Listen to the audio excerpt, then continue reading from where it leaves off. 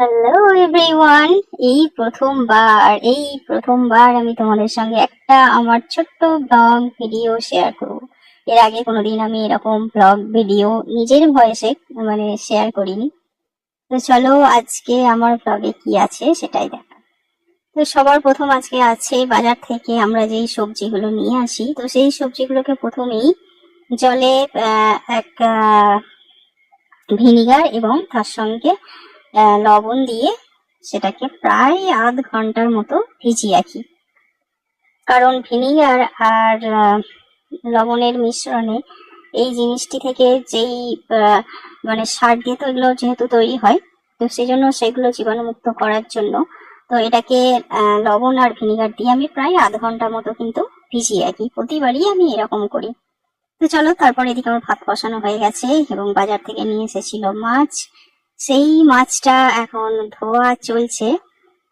তো ধোয়ার পর দেখতে পাচ্ছ এখানে ফ্রেশ করে রাখা আছে এবং মাছের ডিমও আনা হয়েছিল আজকে। তার সঙ্গে হচ্ছে ঝিঙে, ঢেঁড়স, আম, আর এখানে বাজার থেকে কিছু কাঁচা আম নিয়ে আসা হয়েছিল যেগুলো আচার করার জন্য। তো এর আগে আচার সেভাবে হয়নি, তো এই আমগুলো দিয়ে আমি ভাবছি যে একটু আচার বানিয়ে রাখবো।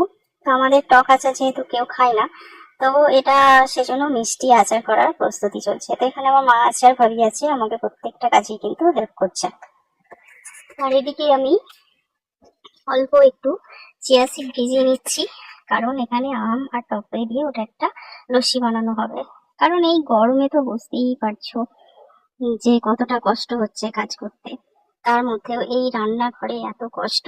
তার মধ্যে ভাবছি সবাইকে যদি একটু লস্যি বানিয়ে খাওয়ানো যায় তো কেমন হয়।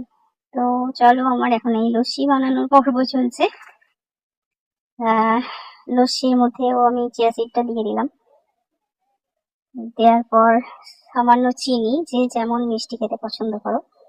তো আমি যেহেতু এখানে চিনি দিই না, আমি নিজে খেলে এটা চিনি না দিয়েই খাই, তো সবাই যেহেতু খাবে সেই জন্য আমি এর সঙ্গে একটু চিনি মিশিয়ে নিলাম। তো এটা আমার এখন রেডি হয়ে গেছে অলরেডি। তো আমি এটা এখন সবাইকে সার্ভ করবো। আর এদিকে আবার আমার গ্যাসটাও আজকে শেষ হয়ে গেছে। তো এখানে আহ ভাবি আর আমি দুজনে মিলেই গ্যাসটা নিয়ে এলাম, ভর্তি গ্যাসটা। তো সেটাই চেঞ্জ করা হবে। আর এদিকে অ্যাকোরিয়ামটাও আজকে পরিষ্কার করা হচ্ছে। প্রায় 2 সপ্তাহ ছাড়া ছাড়াই অ্যাকোরিয়ামগুলো একটু পরিষ্কার করে নিতে হয়। আর প্রচন্ড গরম তো, সেই জন্য মাছেদেরকেও একটু ঠান্ডা জল দিয়ে আর কি সেটা পরিষ্কার করে ফ্রেশ করা হয়। এদিকে আমগুলো